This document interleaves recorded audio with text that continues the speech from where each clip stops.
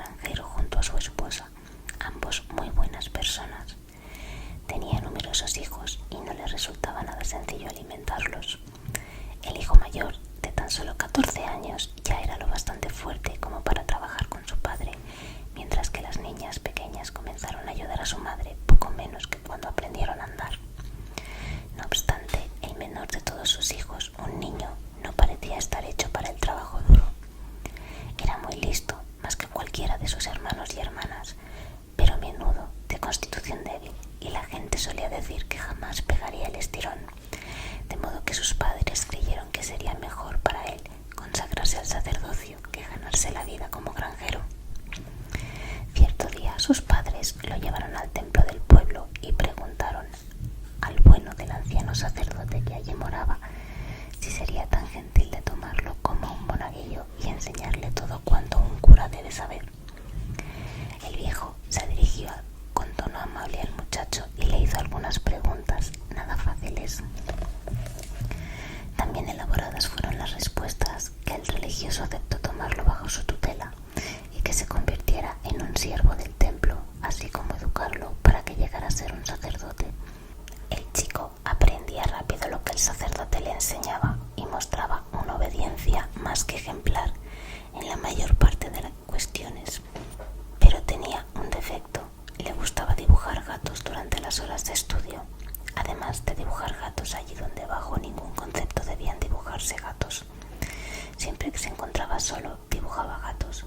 Los dibujaba en los márgenes de los libros del sacerdote y en todos los biombos del templo y en las paredes y en las columnas. Más de una vez el cura le advirtió que su comportamiento no era el correcto, pero no por ello dejó el pequeño de dibujar gatos. Los dibujaba sencillamente porque no podía dejar de hacerlo. Tenía lo que suele llamar el genio del artista y aunque solo fuera por eso, ya no cumplía los requisitos para ser monaguillo.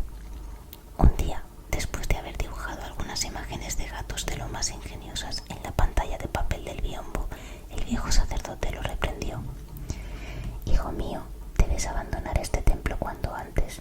Nunca serás un buen sacerdote, pero quizás sí un gran artista. Y ahora permíteme un último consejo y procura no olvidarlo. Evita los espacios grandes por la noche, confórmate con los pequeños». El niño no sabía a qué se estaba refiriendo el sacerdote.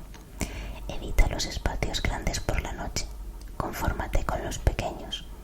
Le dio vueltas y más vueltas mientras ataba su macuto con ropa a fin de marcharse del templo. Pero por más que lo hacía, no alcanzaba a comprender el sentido de sus palabras y temía volver a dirigirse al religioso, a no ser para despedirse. Abandonó el lugar sumido en una gran pena. No dejaba de reflexionar sobre a dónde dirigir sus pasos.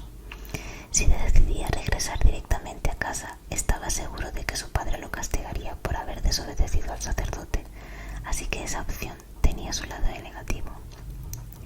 De pronto recordó que en la siguiente aldea, a unas 12 millas de distancia, había un gran templo. Había oído decir que en él moraban varios sacerdotes, así que resolvió acudir a ellos y rogarles que lo acogieran como su monaguillo. Lo que el niño ignoraba era que aquel templo estaba cerrado. La razón de su clausura era que un duende había atemorizado a los sacerdotes hasta el punto de provocar su huida y de paso apoderarse del lugar. Tras ello, unos cuantos guerreros se habían presentado en el templo al caer la noche para dar muerte al duende, pero nunca más se los había vuelto a ver con vida. Nadie había contado jamás nada de esto al niño, de manera que recorrió el trecho de camino que lo separaba de la aldea con la esperanza de recibir un trato afable por parte de los sacerdotes. Cuando llegó a su destino, ya había oscurecido y todo el mundo se había ido a la cama. Atisbó el gran templo desde lo alto de la colina en el extremo opuesto de la calle principal y reparó en que dentro había luz. La gente que cuenta la historia afirma que el duende solía prender esa luz con la finalidad de tentar a los viajeros a que pidieran refugio. El niño no se lo pensó 2 veces y se encaminó al templo. Llamó a la puerta. Nada, ningún ruido del otro lado. La golpeó otra vez y otra.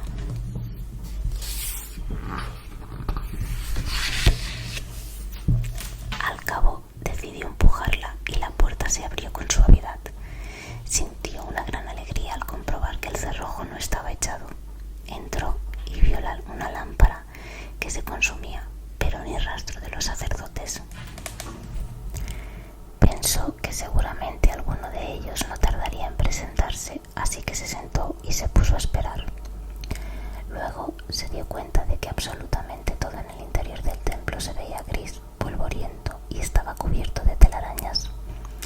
Se dijo que sin duda los sacerdotes aceptarían de buen grado la asistencia de un monaguillo, aunque solo fuera para decentar y mantener limpio el lugar. Se preguntó cómo era posible de que hubiesen dejado que el polvo se acumulara hasta aquel punto. En todo caso, lo que más le gustó fueron los grandes biombos blancos, magníficos como superficie sobre la que dibujar gatos.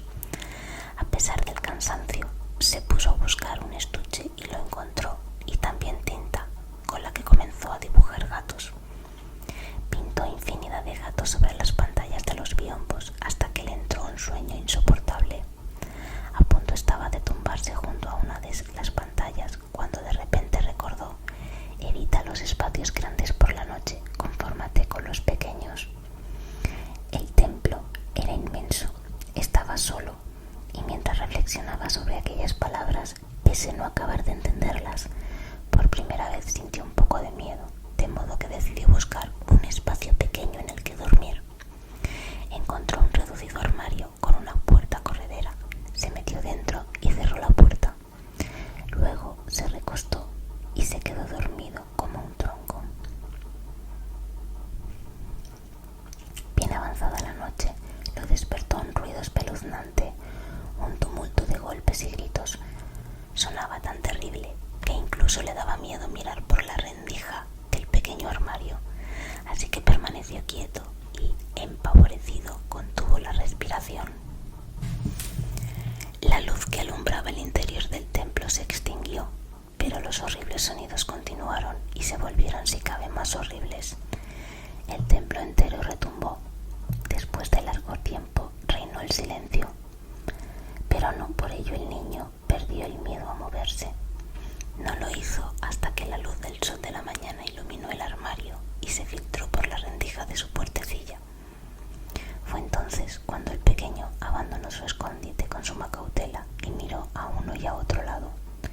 Lo primero que vio fue que el suelo del templo estaba bañado en sangre y a continuación advirtió, yaciente en medio de la estancia, una rata enorme y monstruosa, una rata duende, más grande que una vaca. Pero ¿quién o qué la había matado? No había hombres ni otras criaturas a la vista. El niño se dio cuenta de pronto de que las bocas de todos los gatos que había dibujado la noche anterior estaban enrojecidas y mojadas de sangre. Comprendió entonces que el duende había muerto víctima de los gatos que él mismo había dibujado, y también por primera vez comprendió por qué el viejo y sabio sacerdote le había dado aquel consejo: evita los espacios grandes por la noche, confórmate con los pequeños. Pasado el tiempo, ese niño se convertiría en un artista muy famoso. Algunos de los gatos que dibujó todavía se muestran a los viajeros en Japón.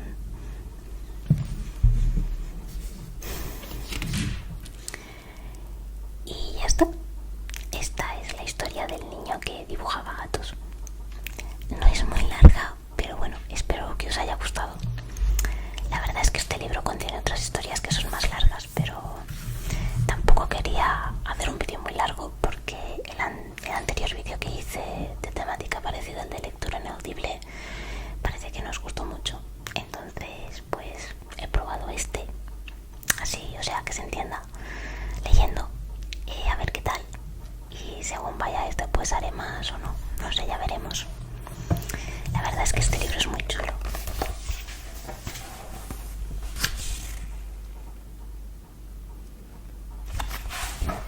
Tiene ilustraciones de las historias, ¿no?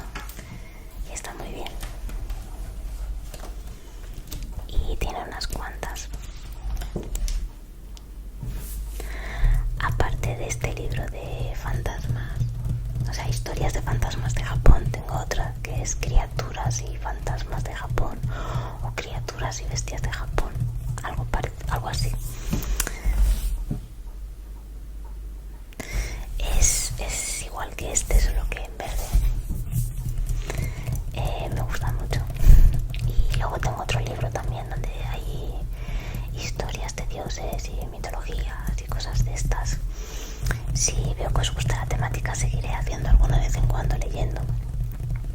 aunque no sean historias enteras, porque hay algunas muy largas, haciéndolos a trozos o leyendo solo un trozo, y si veo que esa historia en concreto os gusta mucho, pues haré una segunda parte o algo así. No sé, ya iremos interaccionando entre comentarios y por Instagram y esas cosas. Creo que este vídeo no habrá quedado muy largo, pero bueno, otra semana será, lo siento. Espero que os haya gustado y yo os veo aquí la semana que viene, el viernes como siempre.